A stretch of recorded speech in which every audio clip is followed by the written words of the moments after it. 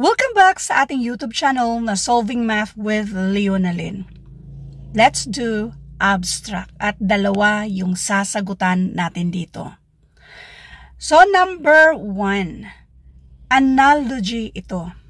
So kapag sinabi nating analogy, by pair natin yan.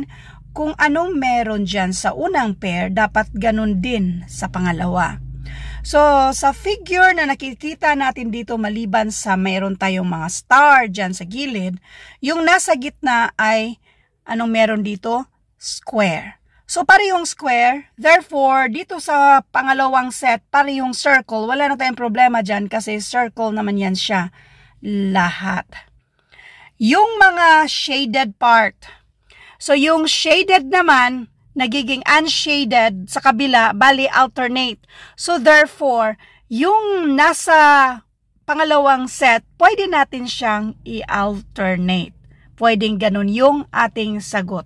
Doon tayo sa alternate na pwede namang, asama yung alternate dito? Ito yung mga alternate natin. Now, dito naman sa ating star na napunta sa baba. So, kung yung star ay napunta sa baba, ito naman kasi pwede naman nating ilagay sa baba. Pero, syempre, gawin nating siguro ikutin na lang natin ito. So, dapat i-counterclockwise natin yan. So, ganun din ang gagawin natin sa circle na counterclockwise. Therefore, dapat nandito na yung circle na yan at yan ay nasa letter C. So, klaro na yan yung sagot dyan. Next. Pattern pa rin tayo. Pero kapag by pair yan siya, ibig sabihin pa rin ito ay nandito pa rin tayo sa figure analogy. Analogy pa rin tayo. So, ngayon, meron yung star na sa loob ng square. So, yung mga square na yan, yung star ay nandito na sa kabila. Dapat kung anong nangyayari dito sa unang set, dapat ganun din sa pangalawang set. Yung star napunta dito sa taas. Lahat ng square na yan, nasa baba yan siya lahat. So, therefore, ganun ang gagawin din natin. Yung square na yan, nasa baba lahat. Paano kaya yan? I-circle man yang nandyan. Yung nasa loob naman ay siya naman yung nasa taas. O diba?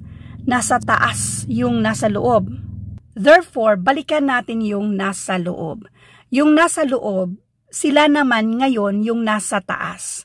Kaso lang, kung ano yung nauna, kasi ang nauna dito ay star, nandun siya sa pangalawa.